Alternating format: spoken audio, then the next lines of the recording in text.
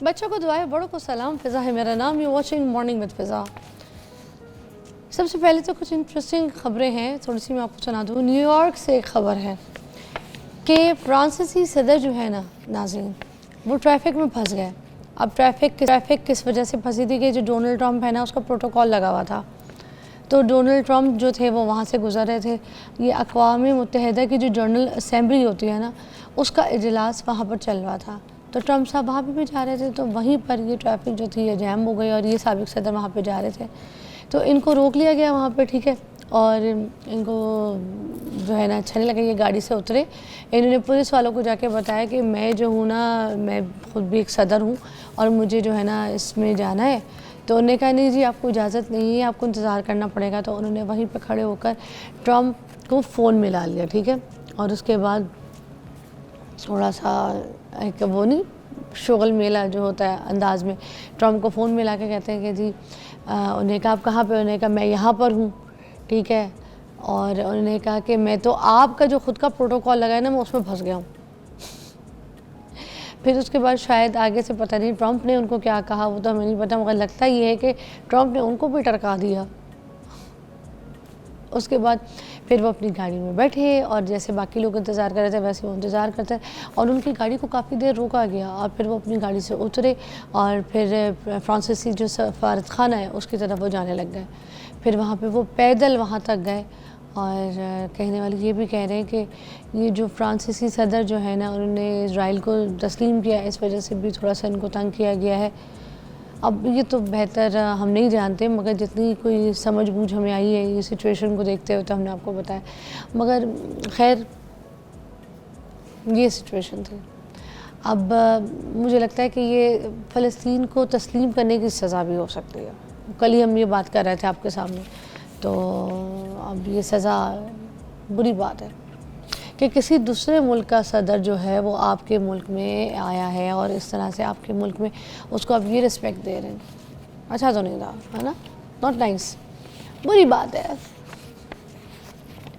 अच्छा, आज हम बात करेंगे कि ये जो नार्सिसिस्ट बिहेवियर्स होते हैं और ये नार्सिसिस्ट लोग होते हैं, कौन होते हैं। अब जैसे ट्रंप की तरफ से जो नार्सिसिस्ट बिहेवियर हुआ, ठीक है, तो मतलब सारी दुनिया उनको गलत लगती है और उनको लगता है कि मैं सबसे सही हूँ और उनको ये पता है कि मैंने ही दुनिया को चलाना है, मैं सबसे टॉप पे हूँ, मैं ही सब कुछ कर सकता हूँ, मुझे ही सब कुछ पता है। तो ये जो नार्सिसिस्ट लोग होते हैं, जो बिहेवियर होते हैं ना, तो ये आम हमारी सोसाइटी में बहुत मिलते हैं।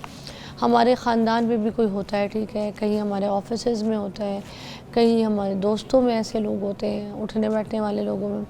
तो ये जो नार्सिसिस्ट टाइप के लोग हैं, ये होते कौन है, इनका बिहेवियर क्या होता है, ठीक है। एक मिसाल तो मैं आपको ट्रंप की दे रही हूँ, मगर ये तो मैं बोल रही हूँ ना। मगर हमारे माशरे में चलते फिरते जिन लोगों से हमारी मुलाकात होती है, हम इनकी पहचान कैसे कर सकते हैं, हमें कैसे पता चलेगा इनके बारे में। नाज़िश हबीब जी हमारे साथ मौजूद है, जो कि माहिर नफ्सियात भी हैं।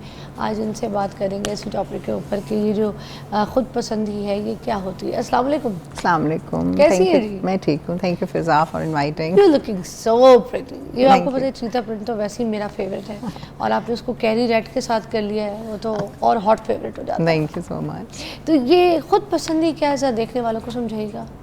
अच्छा, जैसे कि आप खुद ही कह रहे हैं कि ख़ुद पसंदी है ये बेसिकली, और अपने से मोहब्बत, अपने से आगे किसी को ना समझना, अपनी तारीफ़ें करवाने की जो है कोशिशें करना और मतलब शेखियाँ मारना कि अगर टैलेंट नहीं भी है तो बैठ के लोगों में ऐसे जताना जैसे आपके अंदर बहुत सी क्वालिटीज़ हैं। और सबसे अहम इसमें जो चीज़ है वो ये है कि आप दूसरे को कभी भी दूसरे की साइड नहीं समझेंगे।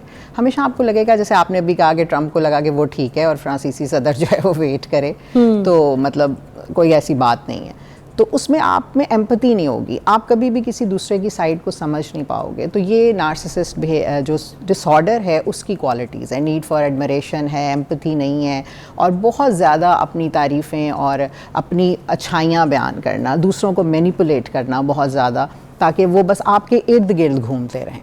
सो ये एक डिसऑर्डर है जो कि बेसिकली एक बंदा था, लड़का, बड़े मज़े की एक बात है कि ये कैसे इसका नाम पड़ा, उसको वो बड़ा खूबसूरत था। हाँ, एक लड़का नार्सिसिस था, उसका नाम था नार्सिसस, ठीक है। अच्छा। तो वो जो था बेसिकली वो ग्रीक माइथोलॉजी की एक स्टोरी है।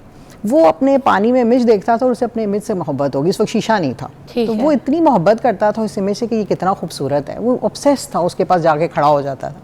तो ये वहाँ से ये लव्स पे नार्सिसिस्टिक पर्सनालिटी का ये डिसऑर्डर निकला। अच्छा So, तो मेरी बात सुने ना, ये खुद पसंदी जो मैं कह रही थी, ये गुरूर भी है, तकब्बुर भी होता है, Exactly. इनके अंदर बहुत एटीट्यूड होता है, हाँ। इसकी वजह से तो नहीं पैदा होती है? हाँ बिल्कुल। अच्छा, एक तो ये है ना कि सेल्फ लव एक नॉर्मल चीज़ है, होनी चाहिए, ये बात नहीं है कि सेल्फ लव होना ही नहीं चाहिए। हम तो कई दफ़ा अपने पेशेंट्स को सेल्फ लव सिखाते हैं।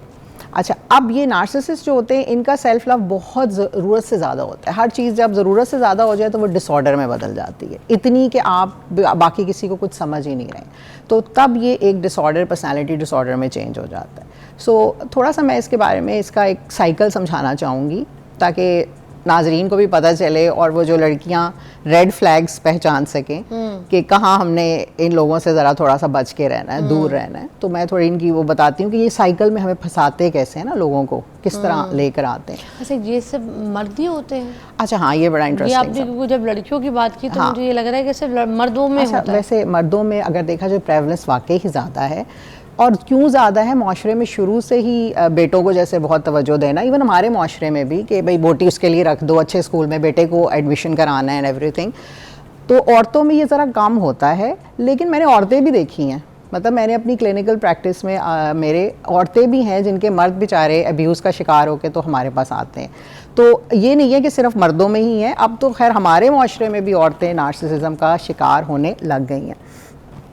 तो बेसिकली मैं आपको वो साइकिल की बात कर रही थी कि ये किस तरह अपने जाल में जो है लोगों को फंसाते हैं। सबसे पहले तो ये आपसे बहुत मोहब्बत करेंगे, इतनी कि ये लव बॉम्बिंग शुरू हो जाएंगे, आपकी तारीफ़ें करेंगे, आप फंस जाएंगे उस चक्कर में ना कि भाई ये जो लोग हैं ये इनसे तो बेहतर मुझे कोई मिलना ही नहीं, आइडियलाइजेशन की स्टेट। जब आप इनके करीब पहुंच जाएंगे, आप उनको लग जाएगा कि ये तो बस अब मेरे मतलब अब ये जो बंदा है ये मेरे जाल में फंस चुका है, फिर वो करेंगे आपकी डिवैल्यूएशन, यानी कि आपको बिलिटल करेंगे, आपको आपकी हर बात पे क्रिटिसाइज़ करेंगे, मैनिपुलेट करेंगे। अच्छा, अब आप परेशान हो जाएंगे कि ये क्या हुआ है। पहले आपकी बहुत तारीफ करें। हाँ, बहुत तारीफ़ें करेंगे। अच्छा, अगर कोई बंदा आपकी बहुत तारीफ़ें भी कर रहा है ना, तो आप देखें ना कि ये कोई आउट ऑफ द वे क्यों जा रहा है, तो फर्स्ट रेड फ्लैग आ गया। अब वो तारीफ़ें कंसिस्टेंट भी नहीं है कि आगे जाके क्रिटिसिज्म में बदल गई हैं, तो रेड फ्लैग सेकंड आ गया। अच्छा, थर्ड रेड फ्लैग आएगा, वो आपको डिसमिस कर देंगे, आपको घोस्ट कर देंगे, आपको बिल्कुल साइलेंट ट्रीटमेंट देंगे, ठीक है। अब वो थर्ड रेड फ्लैग आ गया। और फोर्थ रेड फ्लैग जब उन्हें लगेगा कि आप चीखने लग गए हैं, आप दोबारा उस लव बॉम्बिंग फेज़ में जाने के लिए एंगर का शिकार हैं, तो वो फिर आपके ऊपर मंडलाना दोबारा शुरू कर देंगे। So this is the 4 stages जिसमें वो आपको फंसाएंगे, और अगर आप इसमें फंस रहे हैं तो आप देख लें कि इसमें से निकलने की ज़रूरत है। आई थिंक कि फिर वो आपको पता चल जाना चाहिए कि दिस इज़ अ नार्सिसिस्ट जो कि हमें पहले बहुत प्यार कर रहा है, फिर हमें क्रिटिसाइज़ कर रहा है, फिर हमें डिसमिस कर रहा है, और फिर हमारे ऊपर दोबारा मंडला रहा है। अच्छा, एक ब्रेक के बाद इसको ठीक है। और कुछ सवाल मेरे बड़े सारे बन गए हैं पूछने मुझे आपसे, मगर एक ब्रेक के बाद।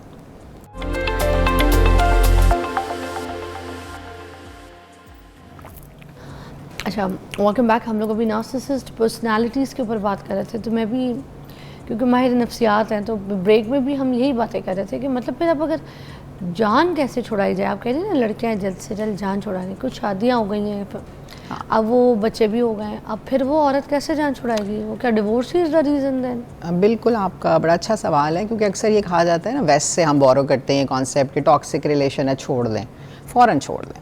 देखिए, हमें देखना है कि अगर एक औरत है और उसके बच्चे हो गए हैं और अभी वो ना एजुकेटेड है इतनी, ना वो अपना कोई करियर बना सकती है, ना उसके घर वाले उसे संभालने को तैयार है, ना she has to live with him, तो अब इस सिचुएशन में तो हम उस पर छोड़ेंगे कि आप क्या सोचते हो कि आप छोड़ना चाहते हो या रहना चाहते हो। अगर तो वो कहे कि मैं रहना चाहती हूँ, तो फिर हम उसको सिखाएंगे कि इस अब्यूज़ से आपने बचना कैसे।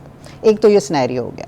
एक सिनेरियो हो गया कि अभी रिश्ता शुरू हुआ है, शादी के बंधन में नहीं बंधा, और आपको ये जो मैंने चक्कर समझाया है सारा, ये आपको नज़र आना शुरू हो गया है कि बंदा कंसिस्टेंट नहीं है, प्यार करता है बहुत ज़्यादा पहले, और फिर एकदम क्रिटिसिज्म, फिर एकदम घोस्टिंग, मुझे बिल्कुल साइलेंट ट्रीटमेंट, और फिर ये सारा कुछ चल रहा है। तो बेहतर है कि जान छुड़ाएं और दौड़ लगा दें इस रिलेशन से। मतलब इफ़ यू हैव अपॉर्चुनिटी तो भागें, लेकिन अगर आप फंस गए हैं तो हम ये नहीं कहेंगे कि जैसे बाहर है कि जी छोड़ दो, बाहर तो बड़ा आसान है ना। हमारे मुल्क में अगर देखा जाए तो हमारा कल्चर है ना, मुश्किल है बंधनों को तोड़ना। बच्चों को स्पेशली जब बच्चे होते हैं तो फिर मसला हो जाता है। लेकिन अगर लड़की एजुकेटेड है, अपना करियर बना सकती है, तो वाई, फिर क्या ज़रूरत है। अगर उसे लगता है कि मेरे घर वाले मुझे सपोर्ट करेंगे। अब बच्चे जो हैं वो फिर बाप से भी ना मिले जब अगर बाप नार्सिसिस्ट है तो। अब बात ये है कि अगर बच्चे इस माहौल में रहेंगे कि हर वक्त वो माँ को देखेंगे क्रिटिसाइज़ होता हुआ, और हर वक्त उनकी माँ के साथ एक बिलिटलिंग हो रही है। घर में बच्चों के साथ भी यही होता है। शुरू शुरू में तो उनका, जब छोटे होते हैं तो उनको बहुत होता है कि हमारे बच्चे बहुत अच्छे परवरिश पाएँ और कोई गलती ना कहीं कर दे, तो बच्चों की पर्सनैलिटी भी तो तबाह हो रही है। सो इट्स बेटर कि अगर बहुत ज़्यादा एक्सट्रीम है नार्सिसिज्म की, तो अगर एक बच्चा है या बच्चा भी नहीं है, तो बेहतर है इस रिलेशन से निकला जाए, या फिर उसको कहा जाए कि आप थेरेपी कराओ, तो आप फिर मतलब then I will continue the relationship. सुनिए, बहुत सफ़र करने वाली बात है ना। एग्जैक्टली जी, हमने जो अपने करियर में ये देखा है, जो औरतें आती हैं नार्सिसिस्टिक अब्यूज़ के साथ, वो इस कदर शिकार होती हैं इस चीज़ का कि उन बेचारियों को लगता है कि जैसे वो कुछ भी नहीं है। हालांकि वो डॉक्टर्स हैं, वो बड़ी खूबसूरत लड़कियां हैं। किस तरह से अब्यूज़ करते हैं वो औरत को? मतलब उसकी लिपस्टिक लगाने पे, उसका तैयार होने पे, किसी भी चीज़ पे अगर उन्होंने जैसे गाना है ना, हाँ, शक भी कर सकते हैं, शक भी कर सकते हैं, ये भी ट्रेट हो सकती है। आपको बिलिटल भी कर सकते हैं, आपकी छोटी छोटी चीज़ों में से कीड़े निकाल सकते हैं। मतलब आपने कुछ भी किया, ये क्या किया है तुमने। हर वक्त आपको ये शो कराना कि you can't do anything right. अच्छा, वो गाना नहीं है मेरी सारी गल्ला में कड्डे कीड़ियाँ, तो बेसिकली हर चीज़ से उसने कीड़ियाँ ही निकालनी है उसकी शक्ल सूरत पे। बाहर जाके चाहे कहेगा बहुत अच्छे, घर आके कहेगा ये कैसे कपड़े पहने थे, ये क्या किया था। यानी हर वक्त आपको ये एहसास दिलाना कि you are no good and I am something जो आपको होल्ड कर रहा है और रख रहा है, बड़ी मेरी इंपॉर्टेंस है। तो इस तरीके से ये लोग अब्यूज़ करते हैं। हाँ, जब वो स्टेज आती है ना, लव बॉम्ब, जो मैंने आपको फर्स्ट स्टेज बताई है, उस पर जब दोबारा साइकिल पहुंचता है, सॉरी भी कर सकते हैं। लेकिन ज़्यादातर ये लोग आपको विक्टिम रोल में नज़र आएंगे। ये कहेंगे तुम्हारी गलती थी, सारा जो सिनेरियो हुआ इट वाज योर फॉल्ट। क्योंकि क्या होता है कि लड़की बेचारी जब, या मैं औरत का ही ज़्यादा कहूँगी क्योंकि ज़्यादातर शिकार नार्सिसिस्टिक अब्यूज़ की औरतें ही होती हैं। अब वो जो साइकिल मैंने आपको समझाया, उसमें पहले तो लव बॉम्बिंग हो गई, फिर डिवैल्यू कर लिया उसने उसको, यानी कि क्रिटिसाइज़ किया, फिर डिसमिस किया। अब लड़की डिसमिस की स्टेज पर आके चीखने चिगाड़ने लग गई, एंगर करने लग गई, चीज़ें तोड़ने लगी। हालांकि वैसी नहीं है, वो वैसे बड़ी काम पर्सनालिटी है। तो अब क्या होगा, अब उसको मौका मिल जाएगा कि मैं विक्टिम हूँ और तुमने मेरे साथ गलत किया, तो वो तो बल्कि उसमें गिल्ट डाल देगा। तो वो ये करते हैं, सॉरी की बजाय वो आपको सॉरी पे कई दफ़ा मजबूर करते हैं। और वो जो लड़कियां हैं वो बेचारी उस लव बॉम्बिंग की स्टेज को पाने के लिए फिर बहुत कुछ करती हैं, अपने रिश्ते तोड़ देती हैं, अपने करियर छोड़ देती हैं कि किसी तरीके से ट्रंप साहब राज़ी हो जाए। सॉरी टू से, हाँ, डू मोर पॉलिसी वाली जो चीज़ है वो फिर मेल हजरात करते हैं। अच्छा, अब अगर इनको थेरेपी के लिए राज़ी किया जाए तो ये लोग जाते तो है कोई नहीं, और ना अपने आप को इस चीज़ के लिए एक्सेप्ट करते हैं, ना मानते हैं लोगों के सामने, ना अपने फैमिली के सामने कि हम नार्सिसिस्ट पर्सनालिटी में। तो फिर इनकी ट्रीटमेंट और इनकी थेरेपी किस तरह से मुमकिन हो सकती है? अच्छा, बिल्कुल आपने दुरुस्त कहा कि ये खुद तो नहीं आते ट्रीटमेंट के लिए ना, तो या तो इनकी फिर कपल थेरेपीज़ होती हैं, ठीक है, इस तरीके से ये आते हैं, या फिर ये बहुत लेटर स्टेज पे जब इनके बच्चों में मसाइल आ जाते हैं, मतलब बच्चों में पर्सनालिटी डिसऑर्डर्स डेवलप हो जाते हैं, या इनकी नौकरियां छुट जाती हैं, या इनके रिश्ते बार बार टूट रहे होते हैं, थ्रेट मिल रहे होते हैं बीवी की तरफ से, फिर ये आते हैं थेरेपी में। लेकिन थेरेपी में ये तभी आएंगे जब ये कहेंगे कि साथ मेरी बीवी का भी इलाज करो, तो वो साथ साथ लेके चलना पड़ता है। अच्छा, अगर ये खुद थेरेपी, वो ये दिखा रहे होते हैं कि मेरी बीवी भी फर्क है। रीज़न तो ये है ना, मतलब बीवी रीज़न है, मैं तो बड़ा काम हम्बल और मतलब मैं सिर्फ तीली लगाता हूँ और ये मानते थोड़ी हैं। तो वो बेसिकली अब्यूज़ जो हुई होते हैं, यानी विक्टिम्स जो है ना नार्सिसिज्म के, वो बेचारे आते हैं हमारे पास, जो यूजुअली वाइफ्स होती हैं। अच्छा, वो फिर ये दोनों की काउंसलिंग मिलके आप लोग करते हैं? मिलके करते हैं। अच्छा। हाँ, और नार्सिसिस्ट की भी अगर वो खुद से आ रहे हैं तो वो अपने जब प्रॉब्लम्स दूर होंगे तो फिर चले जाएंगे। लेकिन एक थेरेपी होती है स्कीमा थेरेपी, जब जिसमें हम इनको ना इनकी वल्नरेबिलिटीज़ जो बचपन की डेवलप हुई होती हैं उसकी तरफ थोड़ा सा इनको समझाते हैं ना, तो फिर ये थेरेपी में आना शुरू हो जाते हैं और इनको समझ आ जाती है कि इनके अंदर भी एक वल्नरेबल चाइल्ड है, या इनके अंदर भी कुछ ऐसी चीज़ें थी जिसकी वजह से ये ऐसे हो गए, और इनमें एम्पैथी जो है वो क्यों नहीं है, क्योंकि बचपन में भी इनके साथ किसी ने एम्पैथाइज ही नहीं किया था। यानी पेरेंट्स ने इनको प्यार भी अगर दिया तो बड़ा कंडीशनल सा दिया कि बेटा ग्रेड्स लाओ तो तब ठीक है, तो बड़ी तारीफ़ें होंगी इनकी। तो ये इनका चाइल्डहुड भी बड़ा ख़राब गुजरा होता है कई दफ़ा, तो इस वजह से ये फिर इस शेप में तो आते हैं। क्या ऐसा भी होता है कि जैसे बाप में तो बच्चों में भी आएगा, हाँ, ऐसे तो होता बच्चों में आएगा, ये इनहेरिटेड भी होता है? अच्छा, इनहेरिटेड भी हो सकता है और लर्निंग भी है ना। बेटा देख रहा है बाप को कि ये कैसे बिहेव कर रहा है, तो वो उसने लर्निंग कर ली है उस चीज़ की, और जीन्स में भी ट्रैवल कर सकता है। तो ये दोनों चीज़ें इसमें हो सकती हैं कि जीन्स में ट्रैवल कर रही है चीज़, या फिर वो लर्न बिहेवियर है कि बाप को देख देख के बच्चा ऐसा हो गया या बेटी ऐसी हो गई। वैसे मेहनती होते हैं, घर का खर्चा उठाते हैं, अखराजात, एक्सपेंसेस, डिफरेंट टाइप्स हैं, परफेक्शनिस्ट भी होते हैं कई बहुत ज़्यादा, कि बस वही उन्होंने अपनी नीड फॉर एडमिरेशन है ना, तो हर चीज़ परफेक्ट करेंगे, बड़े मेहनती हार्ड वर्किंग होंगे, लेकिन कुलीग्स के साथ बहुत चैलेंजिंग होंगे। फिर ज़ाहिर बात है उनके इर्द गिर्द के लोग उनको एक चैलेंज समझना शुरू हो जाएंगे। अच्छा, कई लोग बिल्कुल कमाएंगे नहीं और औरत से मतलब खाएंगे भी और उसको ताने भी देंगे, और उसको, अब वो एक अलहदा टाइप है। अब वो कोवर्ट नार्सिसिज्म है, जो बड़े हम्बल हैं और ऐसे किस्म के लोग हैं, लेकिन जो है वो औरत को यूज़ भी कर रहे हैं और उसको ताने भी दे रहे हैं। तो वो ये डिफरेंट किस्म के हैं, कुछ मेहनती होते हैं। लास्ट मुझे बता दीजिएगा कि मास्टर में ये लोग कैसे होते हैं, अपने दोस्त वगैरह के सामने क्या ये अपनी पर्सनालिटी दिखाते हैं, लोगों को जाहिर होने देते हैं कि हम इस तरह के हैं, हम नार्सिसिस्ट हैं? अच्छा, अब यहाँ पे दो टाइप्स हैं ना, जैसे मैं अब पहले भी बता रही थी, एक होते हैं कोवर्ट और एक होते हैं ओवर्ट। ओवर्ट यानी जो नज़र आते हैं, जो हाँ जहाँ बैठे हैं अपनी तारीफ़ें, अपनी कहानियाँ, ठीक है, लोग तंग पड़ रहे हैं, उनके कान पक रहे हैं, लेकिन वो बस अपनी ही सुनाई जा रहे हैं। एक तो ये हैं जो नज़र आ रहे हैं। अब ऐसे लोगों, इस किस्म के लोगों से फ्रेंड्स आहिस्ता आहिस्ता तंग आ जाते हैं। ऑब्वियसली हर कोई अपनी बात भी करना चाह रहा होता है, अपनी भी तारीफ़ सुनना चाह रहा होता है। दूसरे होते हैं जो छुपे होते हैं, बाहर तो बड़े हम्बल होते हैं, ठीक है, बाहर ऐसे इमेज होगा कि हाँ ये तो फरिश्ते हैं, ये तो बड़े अच्छे हैं, अंदर वही नीड फॉर एडमिरेशन चल रही होती है कि तारीफ़ हो, घर आके अपनी असलियत दिखाते हैं।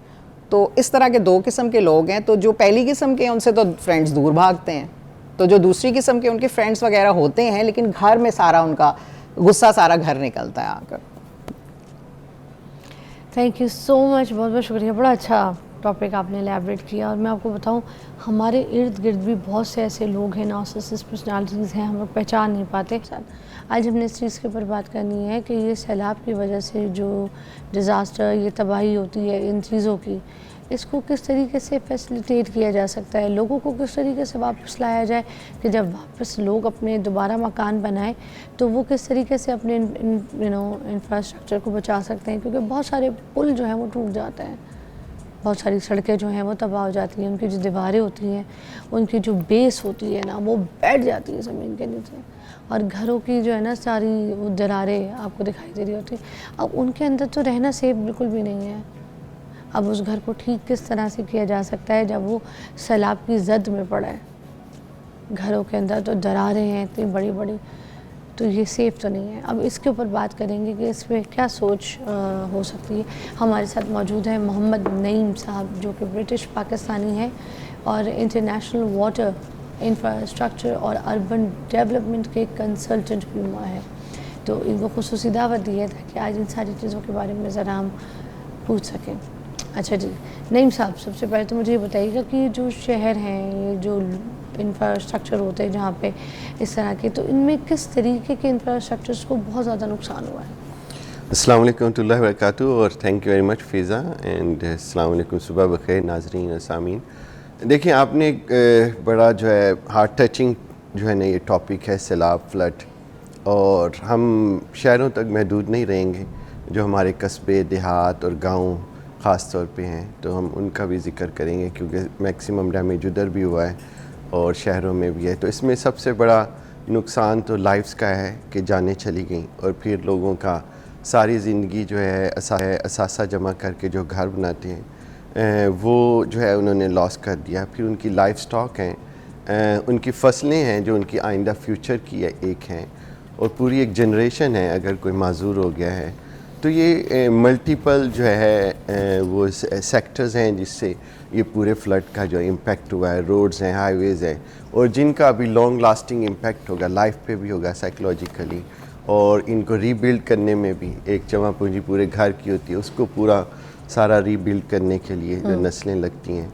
मगर मैं सबसे पहले मकानों के बारे में आपसे पूछना चाहूँगी कि इनकी जो बेस और बुनियादें हैं वो सारी हिल गई हैं, वो बैठ गई हैं इस सैलाब की वजह से, ये ना दरारें पड़ गई हैं, तो अब वो घर तो सेफ़ नहीं है रहने के लिए। अब वो क्या पूरा घर दोबारा से बनवाएंगे रहने के लिए? वो कहाँ से, कैसे? बड़ा इम्पोर्टेंट क्वेश्चन है। देखें कि एक तो है कि उनको दोबारा से उस घर में आबाद कर दें, लेकिन is it safe to be live there और नॉट? सो ये बड़ा मेन क्वेश्चन है, और उसमें हमारी जो गवर्नमेंट एजेंसीज़ हैं, अथॉरिटीज़ हैं, इंजीनियरिंग डिपार्टमेंट्स हैं, उनको इकट्ठे काम उनसे साथ करना पड़ेगा, क्योंकि एक तो ये है कि अभी अगर वो फ्लड प्लेन में है तो उनको वो कभी भी प्रोन हो सकते हैं दोबारा से फ्लडिंग पे। नेक्स्ट ईयर कोई दूर नहीं है, 2022 में फ्लड आया, हमने सोचा कि शायद अब नहीं आएगा, लेकिन एक साल के बाद, 2 हमने साल कब के सोचा नहीं आएगा ये? वैसे आपने अकेले सोचा होगा, मैंने नहीं सोचा था। मैं आम इंसान हूँ, जी जी मैं और जितने देखने वाले हैं, हमें पता था फिर आएगा, जी। और ये हर साल हमें पता होता है वैसे। जी जी।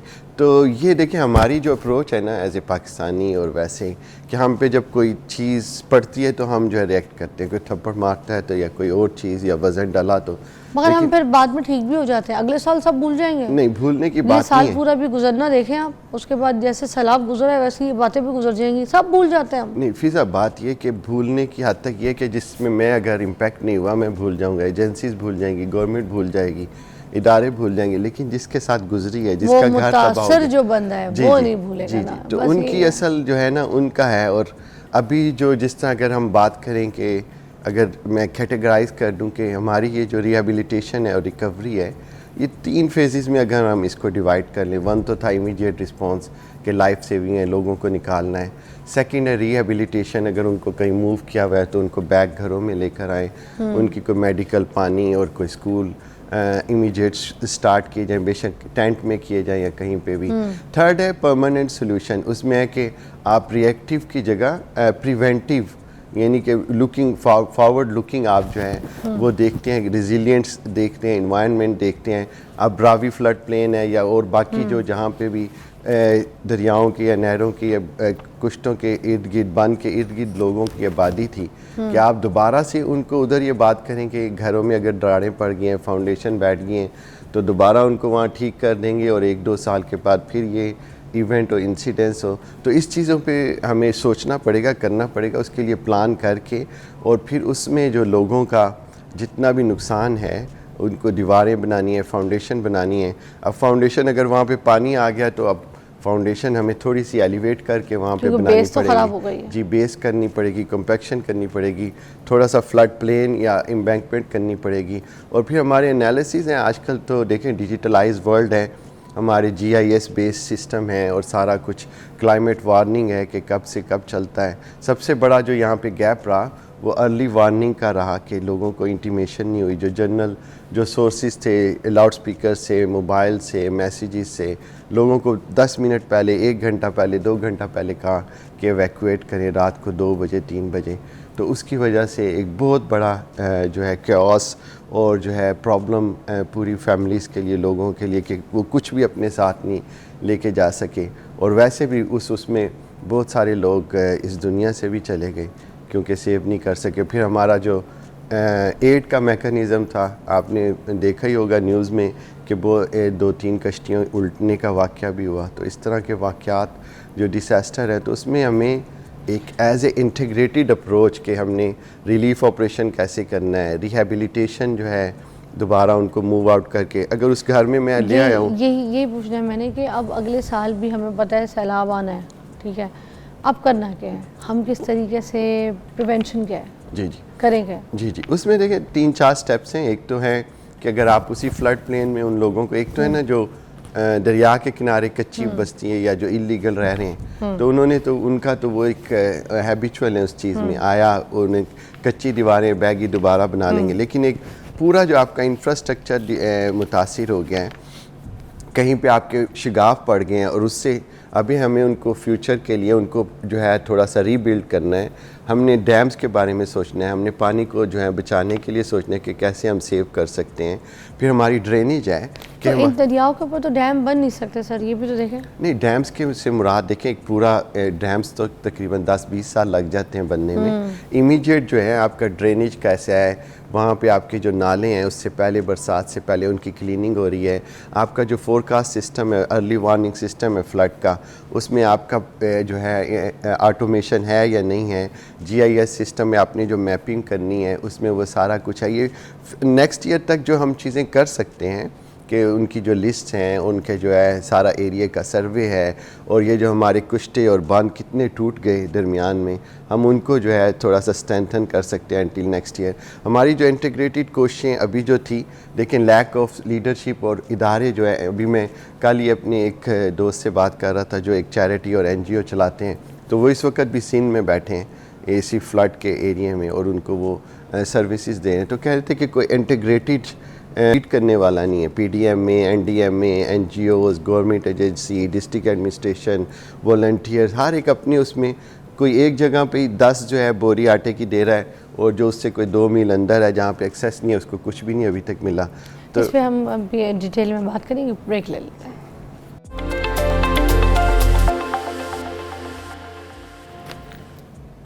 Welcome back. अब हम सैलाब के ऊपर बात कर रहे हैं, और अब जो मुतासरीन हैं जिनने घर दोबारा से मुरम्मत करनी है अपने घर की, ठीक है ना, तो वो जो किन इंजीनियरिंग उसूलों पर अमल करें, किस तरीके से अपने घर को जो है ना मुरम्मत करें?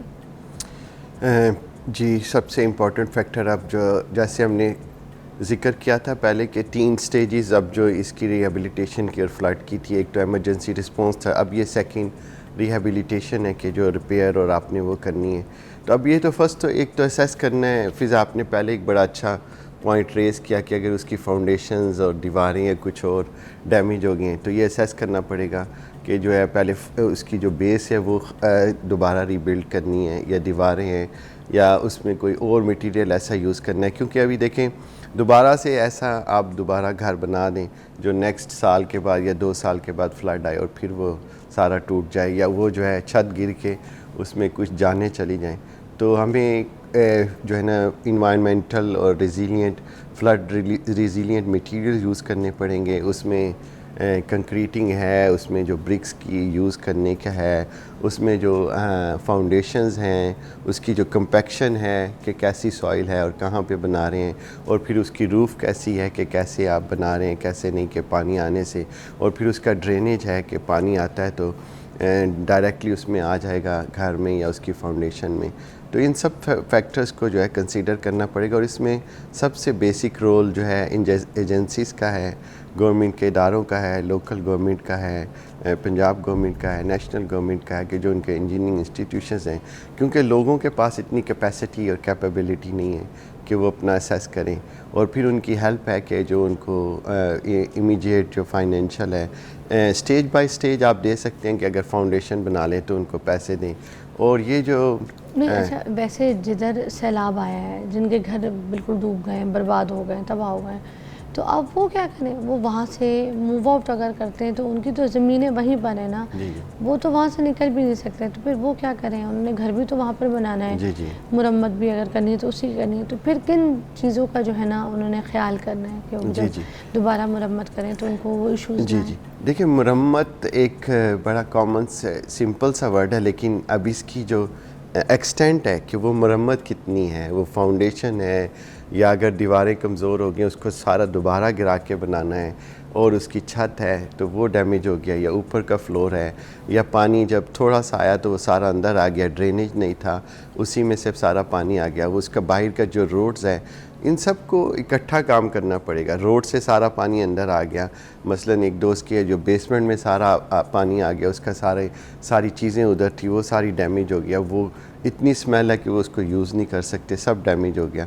तो इन सब फैक्टर्स को देखना पड़ेगा, और फिर जो स्टेज बाय स्टेज उसकी मुरम्मत है, मुरम्मत से मुराद देखें रीबिल्डिंग है। अगर किसी की सिर्फ थोड़ी सी फाउंडेशन, अगर तो फाउंडेशन हुई है, फिर तो दोबारा सारा करके, और फिर ये भी देखना पड़ेगा कि ये फ्लड जो है ना प्लेन में ही है, अगर जैसे एक पूरी एक कॉलोनी इलीगल बनी है तो अब वहाँ पे अगर आप रीबिल्ड करें, उसकी कंपनसेशन है कि गवर्नमेंट इंश्योर करे कि वो जिसने भी कॉलोनी बनाई थी या जो था, और फिर इंश्योरेंस भी है, बाहर की कंट्रीज़ में तो इंश्योरेंस होती है फ़्लड की, लेकिन वो यहाँ तो पॉसिबल नहीं है।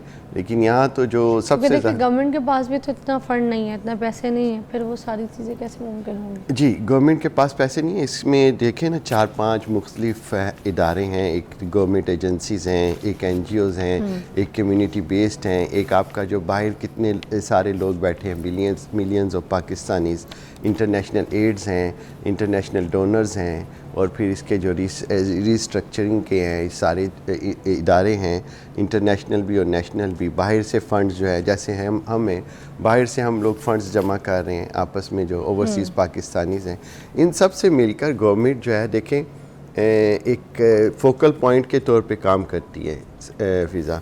बाकी ये जो सारे इदारे हैं, लोग हैं, आपने देखा किस तरह कम्युनिटी ने, NGOs ने, वहाँ के लोगों ने खुद हेल्प करके जो है ना गारे मिट्टी से लोगों के बना रहे हैं। तो इन सब को मिल के ये एफ़र्ट्स करनी पड़ेंगी। थैंक यू सो मच, बहुत बहुत शुक्रिया। देखिए अब ये जो मुतासिरीन हैं इनके लिए देखें सब ने दुआ तो करनी है, दुआ तो कुछ भी जो है ना बदल सकती है जो भी वक्त है, मगर मिल के हमने एज ए सोसाइटी भी काम करना है, इंसानियत जो है उसको ज़िंदा रखना है। सिर्फ उन लोगों के ऊपर हमने नहीं छोड़ना जैसे गवर्नमेंट के ऊपर कि वो बनाएं, वो लोग खुद ही बनाएं या वो लोग खुद ही कर लेंगे या गवर्नमेंट का काम है। हमें भी जिस हद तक अगर हम उनकी हेल्प कर सकते हैं, बड़े बड़े अमीर लोग हमारे वहाँ मौजूद हैं और करते हैं, बड़ी एफर्ट करते हैं, तो वाई नॉट कोई सही फैमिलीज़ देख के कोई किसी का एक घर भी बना देता है ना मिल के सपोर्ट में, तो यार क्या बात है। और यहाँ पर तो रखी हुई एक ईंट जो है ना आपकी जन्नत में जो है ना आपके आलिशान महल बना देगी। तो आपसे रिक्वेस्ट ही कर सकती हूँ कि जितने ओवरसीज़ लोग हैं, पाकिस्तानी हैं जो साहिब हैसियत हैं, वो बाहर निकलें, भले किसी एक की एफ़र्ट में अगर किसी का घर बना दे। पिछले हफ्ते बात किया था यस कि हम डाई करना सिखाएंगे आपको, नेचुरल डाई, हर्बल डाई, कि आप अपने बालों को किस तरीके से डाई कर सकते हैं। क्योंकि मोस्टली जिन लोगों को अभी हेयर फॉल का इशू चल रहा है, और मोस्टली सबको चल रहा है बिकॉज ऑफ द वेदर, खुश्क वेदर है, अब ये सर्दियाँ शुरू हो जाएंगी, फ्रीजी हेयर शुरू हो जाएंगे, हेयर फॉल और मज़ीद बढ़ेगा, कम नहीं होगा। फिर ऊपर से आपको पता है कैसी कैसी अभी वैक्सीनेशंस आ गई हैं, तो बच्चियों को भी जो है ना बड़ी एहतियात की ज़रूरत है। और बच्ची जो फैशन डाई करना शुरू हो गए छोटी छोटी उम्रों में, 16-17 साल की बच्चियाँ मैं देखती हूँ सैलून में बैठी हुई हैं, डाई करवा रही हैं। अभी इतनी जल्दी से, बहुत जल्दी है, ना करें। तो आज हम आपको नेचुरल डाई जो है वो सिखाएंगे कि किस तरीके से आप अपने बालों को ब्राउन, काला, ऐश, कोई भी जो टोन है वो किस तरीके से दे सकते हैं। नैयरा जी हमारे साथ मौजूद हैं और वो हमें बहुत अच्छी तरीके से हर्बल तरीके से उनके हर्बल इंग्रेडिएंट्स के साथ आपको डाई बनाना सिखाएंगी और आप घर बैठ के आराम से कर सकते हैं। अस्सलाम वालेकुम। हाँ जी, वालेकुम अस्सलाम। कैसी है? अल्हम्दुलिल्लाह, बहुत आप तो सिंध से आ रही है मुझे लग रहा है। हाँ जी, पिछले दिनों मुल्तान क्लास थी और जब आपको पता है आउट ऑफ स्टेशन जाए, इस तरह के शहरों में शॉपिंग ना करें। हाँ। और मुल्तान आपको पता है चुनरी और इस तरह के जो है वो कपड़ों के लिए मशहूर है, तो वहाँ से फिर काफ़ी शॉपिंग की। तो फिर इसको कितने का पड़ा आपको ये जोड़ा? अनस्टिच किया होगा? चीपेस्ट, यहाँ पे तो बहुत ज़्यादा एक्सपेंसिव है, वहाँ पे काफ़ी चीपेस्ट जो है वो यहाँ का प्योर दुपट्टा है आपका? हाँ जी, बिल्कुल प्योर है ना। और ये आपने जो कपड़ा, ये मटेरियल पहना है कौन सा है? हाँ जी, इसको वो कहते हैं वहाँ के उसमें ना टाई एंड डाई के उसमें ही आ जाता है। मटेरियल क्या है? मटेरियल इसका शिफॉन में? हाँ, शिफॉन के। अच्छा, कितना सस्ता बता दे जरा। हाँ, यहाँ से अगर लेती तो तकरीबन 5,000 to 6,000 कॉस्ट करना था, वहाँ से मुझे 3,000 कॉस्ट किया। बहुत प्यारा है, बहुत अच्छा लग रहा है। Thank you. आप खुद भी तो अच्छी है ना। आज अच्छा डाई हमें सिखाएंगी, आप सबको बताएंगी कि डाई कैसे कर सकते हैं। वाकई मेरी बात सुने, देखें कुछ लोग कहते हैं कि डाई हम सिखा तो रहे हैं, बता तो रहे हैं लोग, मगर वो उनको यकीन नहीं आता, या तो वो गलत तरीके से कर लेते हैं, उनको एप्लीकेशंस या कुछ तरीका कुछ मिस कर जाते हैं। मगर कुछ लोग कहते हैं कि डाई आता ही नहीं, सब कहने वाली बातें, बाद में हम तकिए में सोएं तो रंग छूट जाता है, या ऐसी ऐसी कुछ चीज़ें। हाँ, ये है। हाँ जी, बिल्कुल ऐसे ही है, क्योंकि आपको पता है कि ब्यूटिशियंस फील्ड जो है ये सिंपल ये नहीं है कि आपको मसाज करना आ गया, थ्रेडिंग आ गई, मेकअप आ गया तो आपने पार्लर खोल लिया। जो हेयर का काम है ये बहुत ज़्यादा टेक्निकली काम है।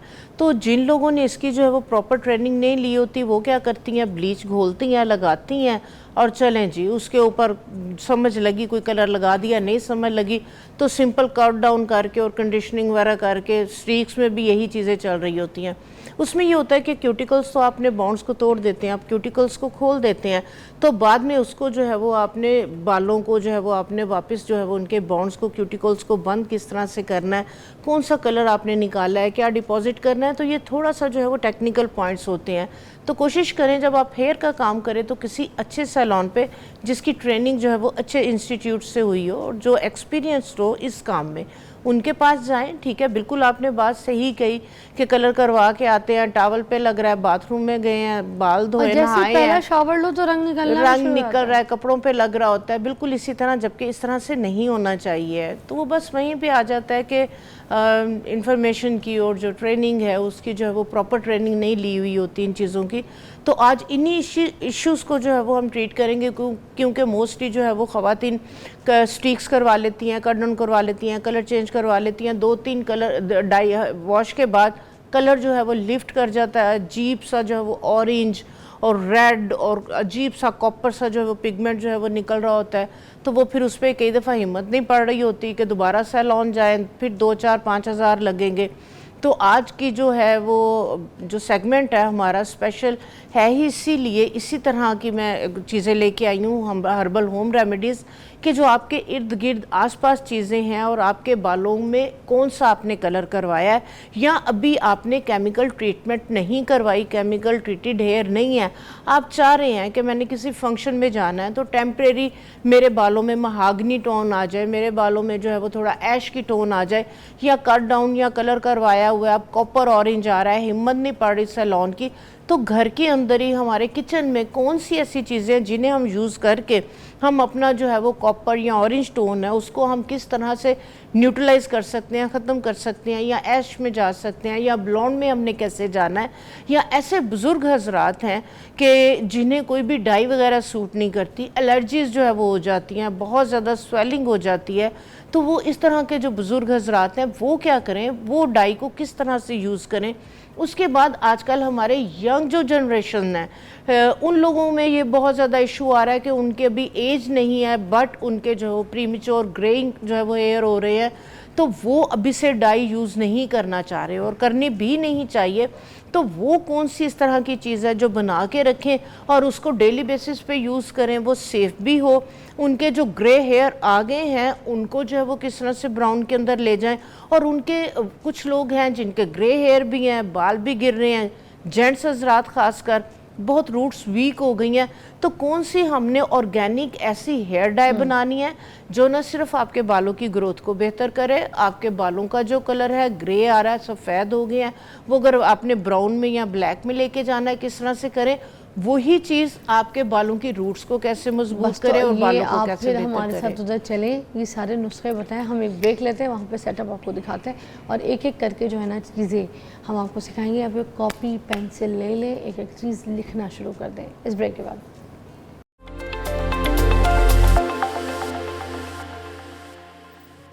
Welcome back. और नैया जी अब हमें यहाँ पे सारी जो चीज़ें हैं रेसिपीज़ के साथ बताना शुरू करेंगी कि हम अपने बालों को डाई कैसे कर सकते हैं। ये पानी गर्म हो रहा है मगर क्यों हो रहा है, क्या बनाने जा रही हैं? हाँ जी, ये हम बनाने जा रहे हैं ब्लैक हेयर टोनर। ये बालों को जो है वो आपके काला भी करेगा। ठीक है, मैंने पहले से ज़रा पानी रख दिया था क्योंकि टाइम लगता है। आपने जो है वो 1 गिलास जो है वो पानी का लेना है, ठीक हो, उसको आपने जो है वो गर्म कर लेना है। ठीक है, इस तरीके से आपने जो है वो पानी लेना है। ये वाले हमने फ्लावर्स पे लास्ट टाइम जो है वो प्रोग्राम किया था ब्यूटी ड्रिंक के हवाले से। ये मेडिसिनल प्रॉपर्टीज़ हैं और एक मैजिकल जो है ये प्लांट है, इसको आप अपने घर में जो है वो ज़रूर लगाएं। हिबिस्कस, हाँ जी, हिबिस्कस, चाइना रोज़, गड़हल भी, इसको गड़हल के फूल भी कहते हैं, गड़हल का पौधा भी कहते हैं। ठीक है, 1 गिलास पानी के लिए तकरीबन हमने जो है वो 10 फूल लेने हैं। इस तरह से उसकी जो ग्रीन टहनी है ये आपने जो है वो उतार लेनी है। ठीक है, ये वाला जो टोनर हम बनाने जा रहे हैं ये आपके बालों को ना सिर्फ काला करेगा नेचुरली, ठीक है, और आपके बालों को मजबूत भी करेगा। ये तो लाल रंग दे रहा है ना? जी, नहीं, लाल नहीं होगा। अभी आप इसका जो है वो मैजिक देखें, ये बिल्कुल ब्लैक पिगमेंट देगा और आपके बालों को काला करेगा।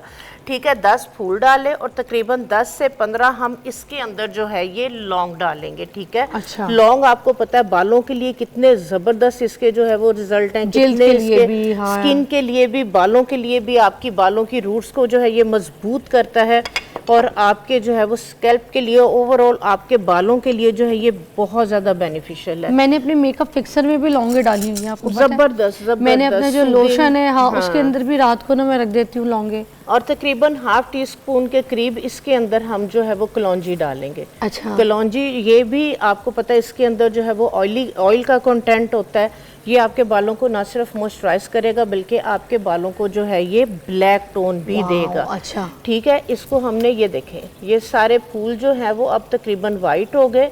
ठीक है, और ये जो एक है सेकंड में रंग छोड़ दिया इसमें। ये देखें ब्लैक कलर हो गया।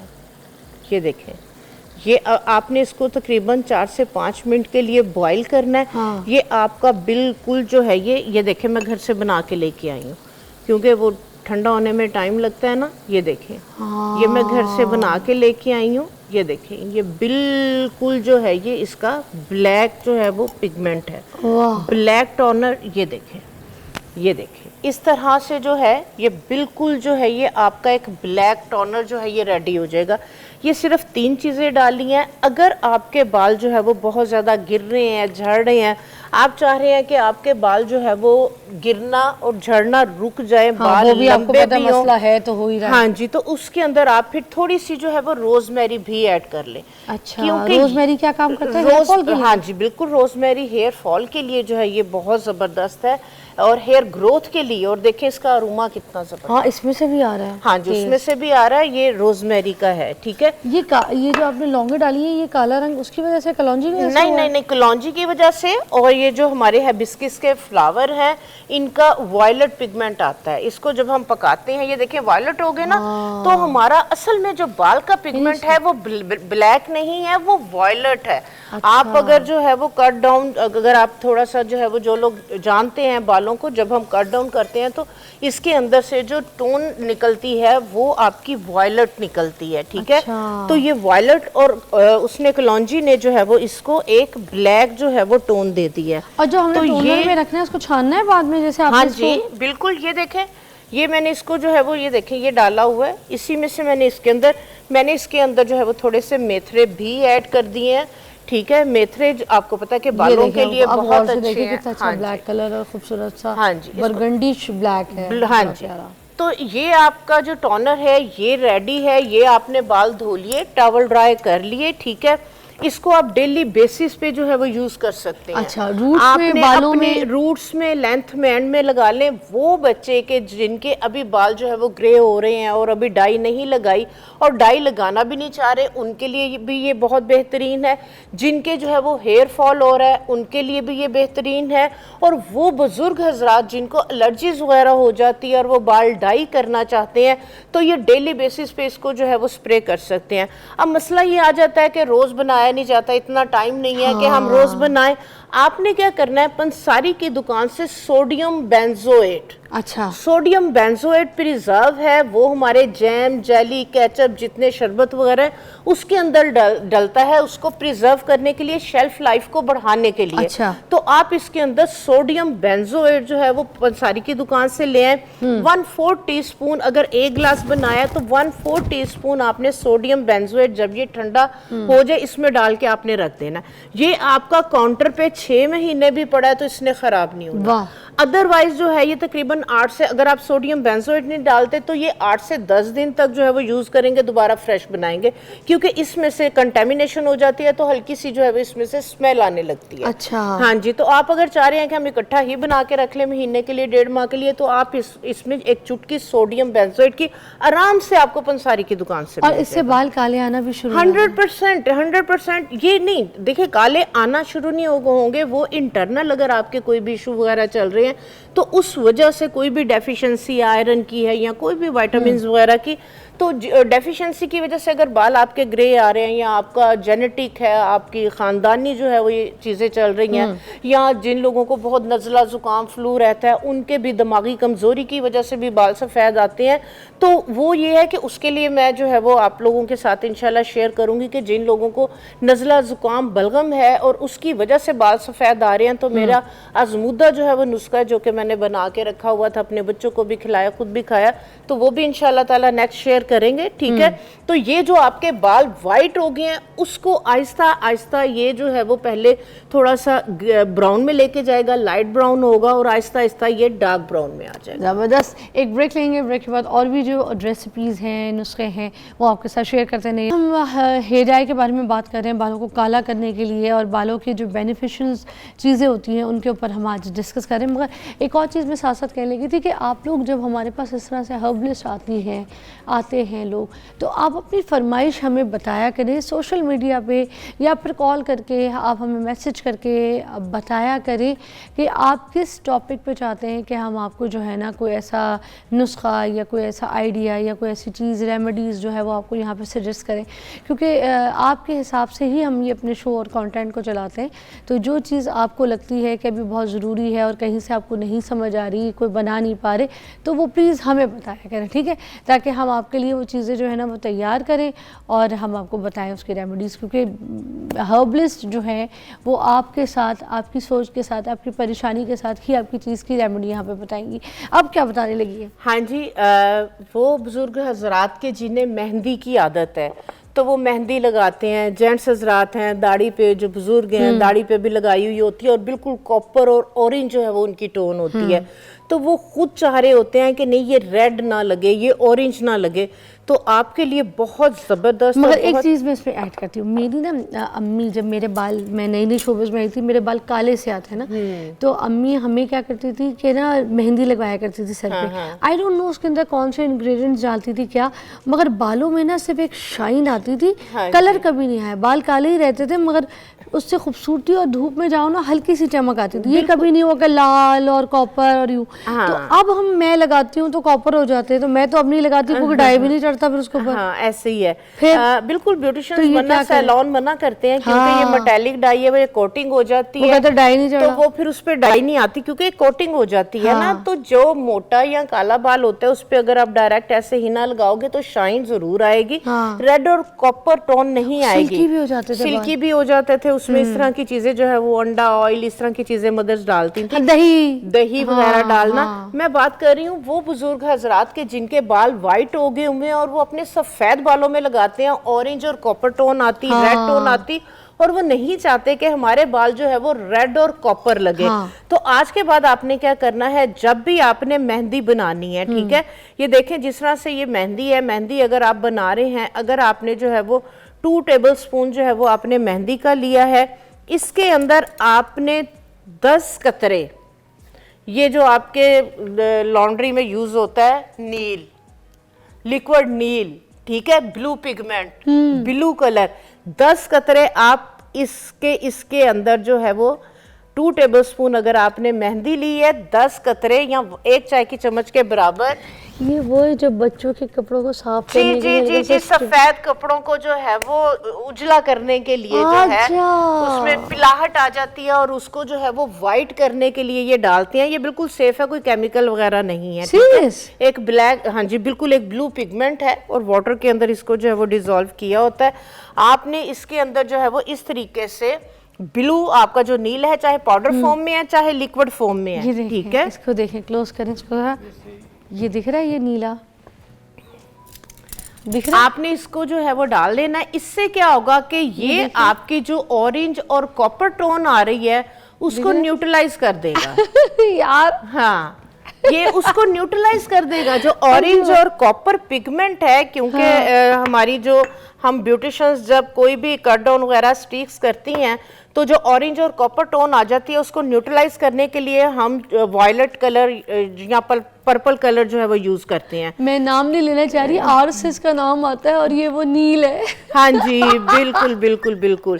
तो ये आप अगर अपनी मेहंदी के अंदर ऐड कर लेंगे तो आप देखेंगे कि आपके जो है वो बालों में ऑरेंज रेड टोन नहीं आएगी। अच्छा। आपके बालों का कलर जो है वो बहुत जबरदस्त ब्राउनिश के अंदर चला जाएगा, एक ब्राउन सा कलर इसके साथ आएगा, आपकी रेड और ऑरेंज टोन बिल्कुल भी नहीं आएगी। वाह। हाँ जी। कितने ड्रॉप डाले थे दोबारा बताएं? इसमें 10 ड्रॉप, 2 टेबलस्पून अगर मेहंदी है, 10 ड्रॉप हमने जो है वो इसमें नील के डाले हैं, ठीक है। और इसको आपने पानी के अंदर मेहंदी को जो है वो मिक्स कर लेना, पानी में मिक्स कर ले, दही के अंदर मिक्स कर ले।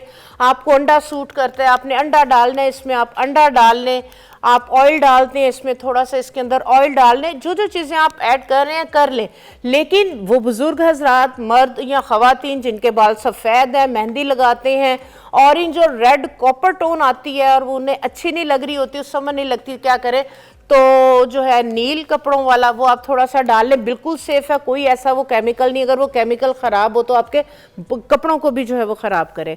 तो और कितनी देर में इसका रंग आएगा? हाँ जी, इसको आप जिस तरह से आधा घंटा या घंटा आपने लगाना है, लगा के वॉश कर दें और आप देखें आपकी रेड ऑरेंज टोन जो है वो बिल्कुल खत्म हो व्हाइट वाला जाएगी। जो बाल है वो डाई हो जाएगा फौरन? जी बिल्कुल, व्हाइट वाले बालों पे जो है वो 100% जो है वो और ये कलर कब आएगा। तक रहेगा ये डाई? ये डाई बुजुर्ग हजरात मोस्टली जो है वो हर 15 दिन के बाद या 8 दिन बाद जो है वो उन्होंने मेहंदी लगाई हुई तो होती है। 8 दिन के जब बाद भी- लगा लें? जब भी लगानी है इसमें आपने ये वाला जो ब्लू पिगमेंट है ये आपने ऐड कर लेना है, चाहे पाउडर फॉर्म में चाहे लिक्विड फॉर्म में। क्या मजे का आइडिया दिया था, वाओ।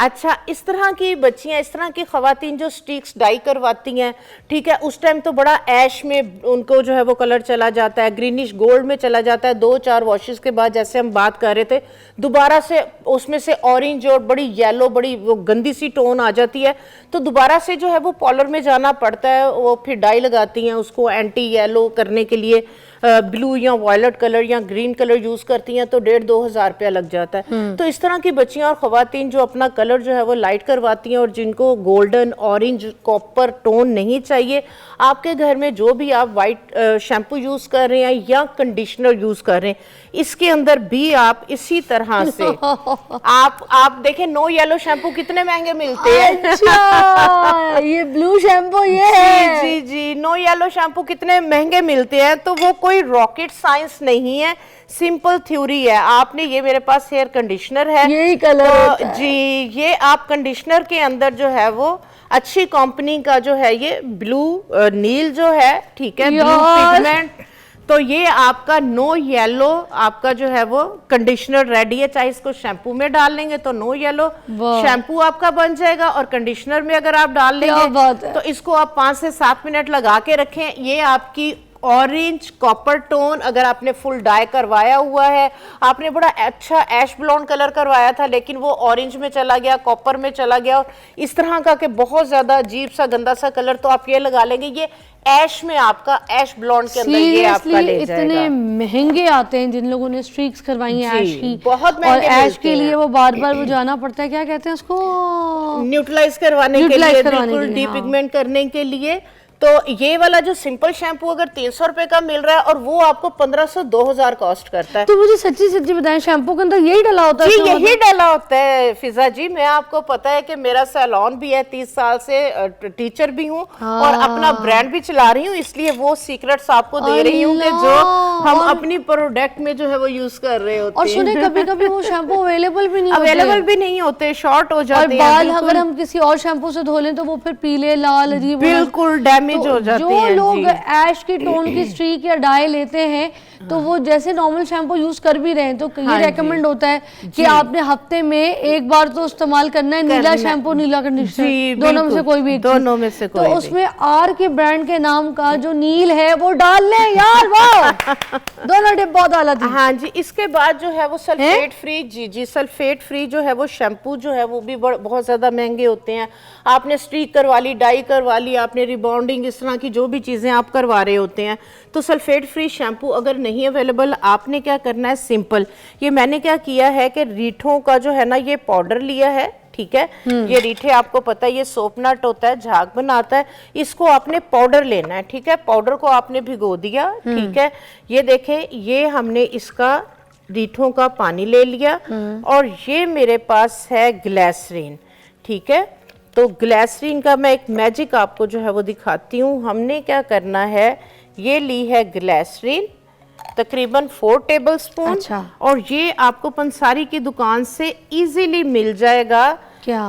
एलोवेरा का रिफाइंड पाउडर, एलोवेरा एक तो फ्रेश में आती है ना, वो जो हम अपने घर में लगाते हैं हाँ पौधा। जी, हाँ जी, हाँ जी, ये आपको पाउडर फॉर्म में भी जो है ये मिल जाता है, क्योंकि हम जो प्रोडक्ट वगैरह के अंदर अपने यूज कर रहे होते हैं ना, तो हम वो ये वाला जो है वो पाउडर यूज करते हैं, हम डायरेक्ट जो है वो उसको निकाल के नहीं यूज सुनिए, करते। ये वो खालिश वाला ही होता है हाँ बेसिक? जी, बिल्कुल बिल्कुल, जैसे कोई मिल्क केमिकल को- से बना हुआ तो नो नहीं नो नो, जैसे मिल्क को ड्राई करके ड्राई मिल्क बनाया हुआ होता है ना, ऐसे ही एलोवेरा को ड्राई करके तो इसका जो है ये इस तरह से पाउडर बना होता है। ये देखिए मैंने ग्लिसरीन में मिक्स किया, ठीक है। अब मैं आपको मैजिक दिखाऊंगी।